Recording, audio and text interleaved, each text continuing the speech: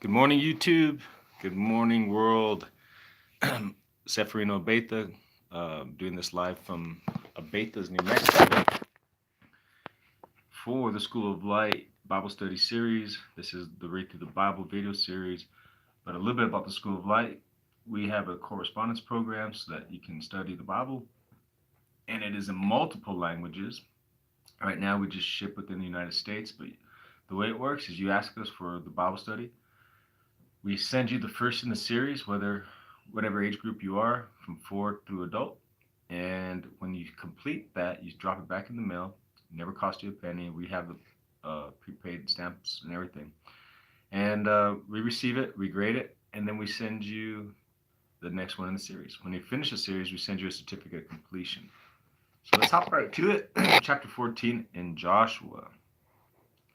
Now, these are the areas the Israelites received as an inheritance in the land of Canaan, which Eleazar, the priest, Joshua, son of Nun, and the heads of the tribal clans of Israel allotted to them.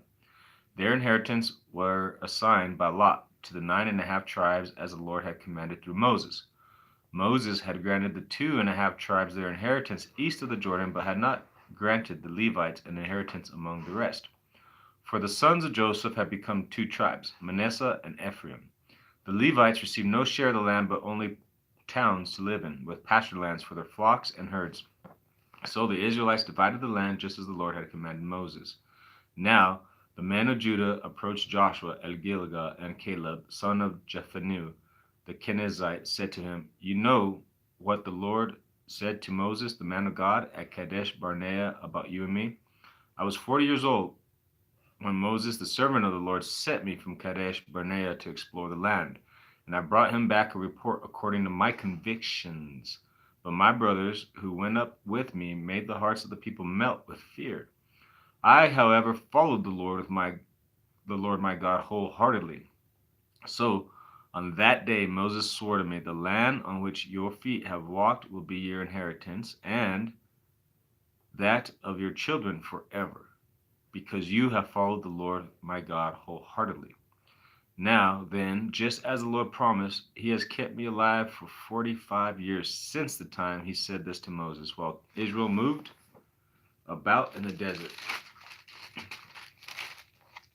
So here I am today, 85 years old. This is Joshua.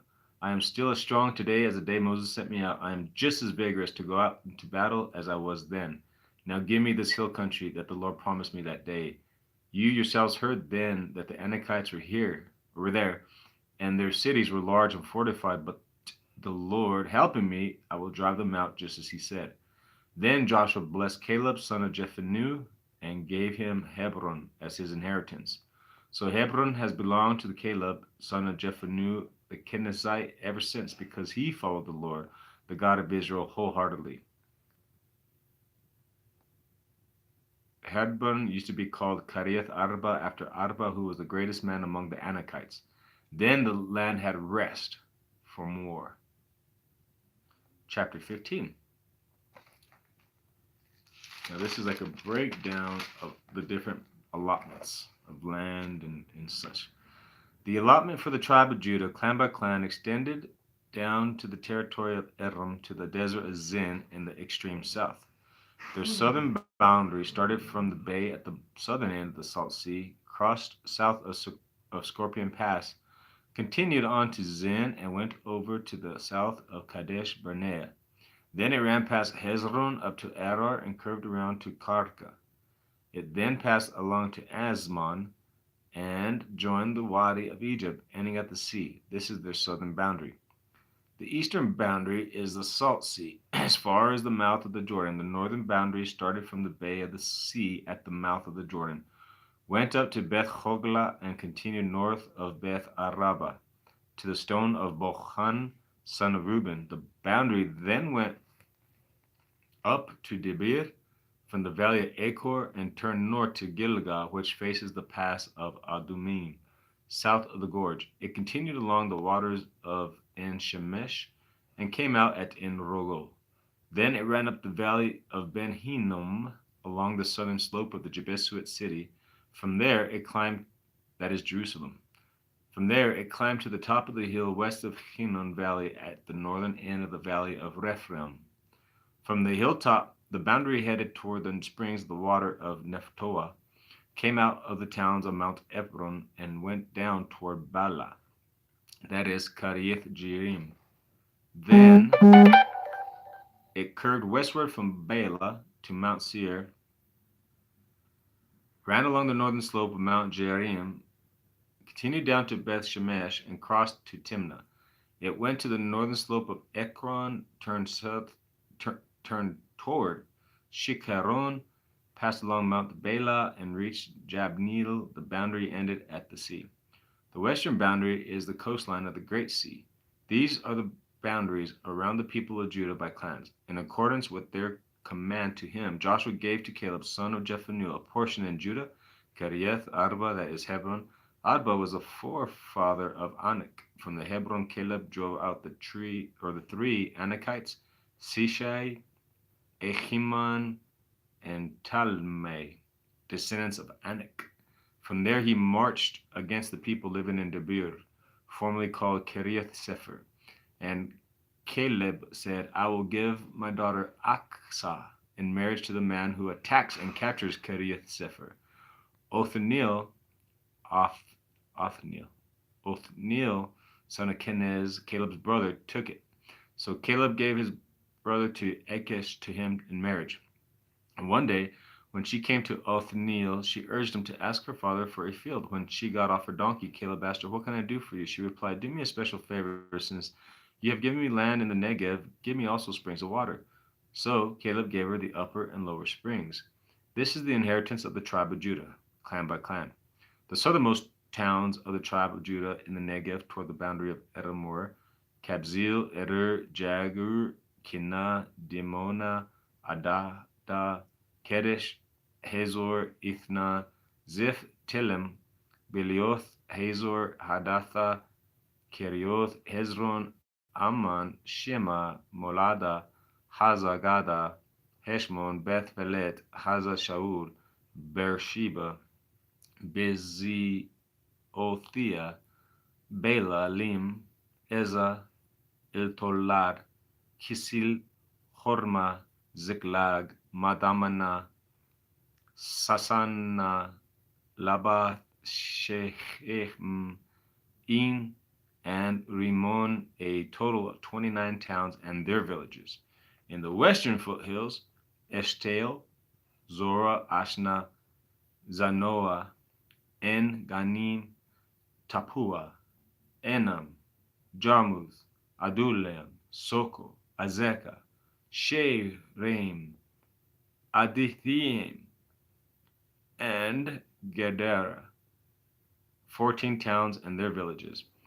Zena, Hadasha, Mega, Gada, Dilian, Mispa, Joktheel, Lachish, Boskaith, Eglon, Kabon, Lamas, Kitlish, Jederuth, Beth Dagon, Nema, and Makeda, 16 towns and their villages. Libnah, Ether, Ashan, Iftha, Ashna, Nezeb, Keilah, Akzib, and Maresha, 9 towns and their villages.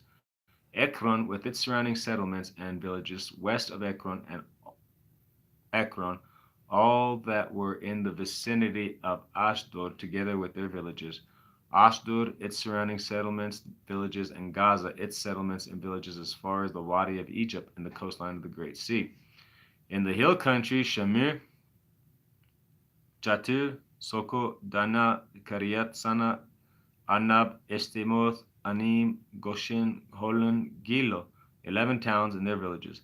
Arab, Duma, Eshan, Janim, Beth, Tapua, Afekah, Chumtha, Kiriath Arba, and Zior, 9 towns and their villages. Meon, Carmel, Ziph, Jutha, Jazreel, Jokdeam, Zanoah, Cain, Gibeah, and Timnah, 10 towns and their villages.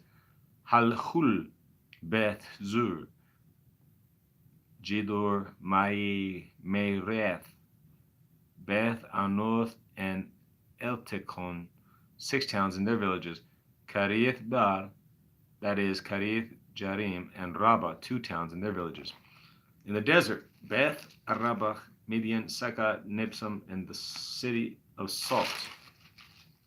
And in Gedi, 6 towns and their villages. Judah could not dislodge the Jebusites who were living in Jerusalem. To this day, the Jebusites live there with the people of Judah. So, when I see this, it reminds me of 45 years earlier, I guess, that before all this happened. Um, Joshua and Caleb were the 2 out of the 12 that came back with the good report, or they went into the promise. One of the two, and the other 10 were like, oh, it's so we can't do it. The land is beautiful. It's a promised land, but we can't do it. It's so hard. So what ends up happening, because Joshua and Caleb have faith, and then they go in after that first generation dies, is you see in previous chapters, 31 kings were conquered and their kingdoms, when they thought that they couldn't do it. Now they're given cities and splitting the properties and um, the cities and the the springs and the valleys and stuff like that among their people, because they took action and believed God. Now, the big contrast to me is that before they were like, no way we can do it, but now it's done because they believed and they took action. So there's a lot, so much just in that little bit, because they believed and they took action. The other ones were stopped by fear, stopped short. They agreed, yeah, it's a beautiful land, but we can't take it. So many problems, so many things. Yet Caleb and Joshua said we could, and those that did later on did take it, did accomplish, did conquer, did not run away from these guys like grasshoppers, like they said they were. So that's it, guys. 12 minutes and a half. I just want to invite you guys to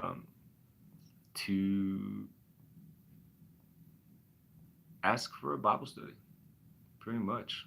Um, yeah, just if you have a hunger, if you want a doctrinally sound, structured Bible study through the mail, let me know.